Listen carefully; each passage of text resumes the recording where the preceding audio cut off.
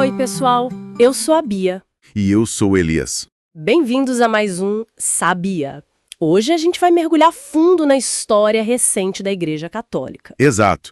Vamos analisar a eleição e a figura do Papa Leão XIV, Robert Francis Prevost. Ele é o primeiro pontífice nascido nos Estados Unidos, né? Isso mesmo. E para essa conversa a gente se baseou em várias fontes, tá? Artigos de notícias, entrevistas com a família dele, perfis biográficos. E o nosso objetivo aqui é tentar entender, a partir desse material, quem é esse homem, sabe? Qual foi a jornada dele até o papado e o que a liderança dele pode, talvez, indicar para a igreja. Boa! Então, vamos lá.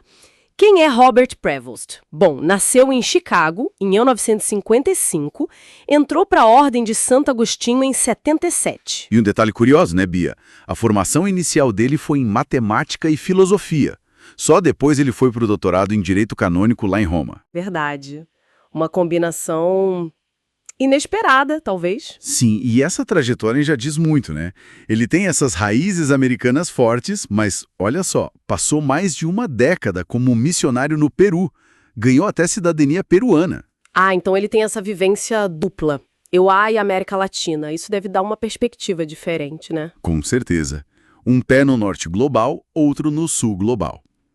E o direito canônico, que é basicamente a lei da igreja, né? Isso deu a ele a base para assumir cargos importantes depois. Tipo prior-geral dos agostinianos e depois prefeito do dicastério para os bispos no Vaticano, que é um cargo-chave, né?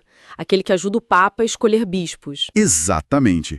É uma posição de muita influência. E a eleição dele, como você disse, pegou muita gente de surpresa. Foi na quarta votação do conclave. E a escolha do nome, Leão XIV, tem um significado aí, né? Tem sim. Remete direto ao Papa Leão XIII, que escreveu a Rerum Novarum, uma encíclica super importante do fim do século XIX sobre justiça social, direito dos trabalhadores. Então, talvez um sinal de que essas questões sociais podem ser um foco para ele. Pode ser, pode ser. Analisando o perfil dele, jurista canônico, essa experiência pastoral fora da Europa, lá no Peru, e os cargos de gestão no Vaticano. Ele acabou surgindo como uma figura de consenso, né? As fontes também falam da reação da família, né? O irmão John Prevost, super emocionado, surpreso vendo pela TV. Sim, e tem até aquela história curiosa de uma vizinha que teria dito que ele seria papa quando ele tinha só 6 anos. Ah, imagina, são detalhes que humanizam, né? Exato.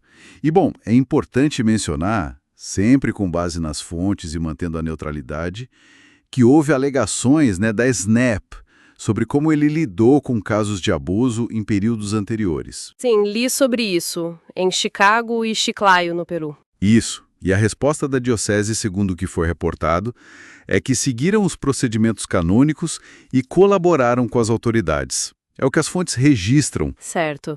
Mudando um pouco de assunto, a mãe dele, Mildred Martinez, parece ter sido uma figura central na formação. Bibliotecária, muito devota. Sim. A influência dela parece forte.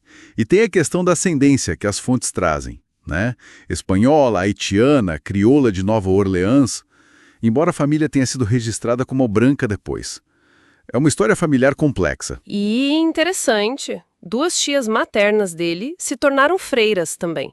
Isso reforça a influência religiosa na família. Sem dúvida. E na infância, olha que curioso, ele gostava de banco imobiliário e Risk, jogos de estratégia, né? É verdade. E hoje, adulto, fã de tênis e torcedor do Chicago Cubs.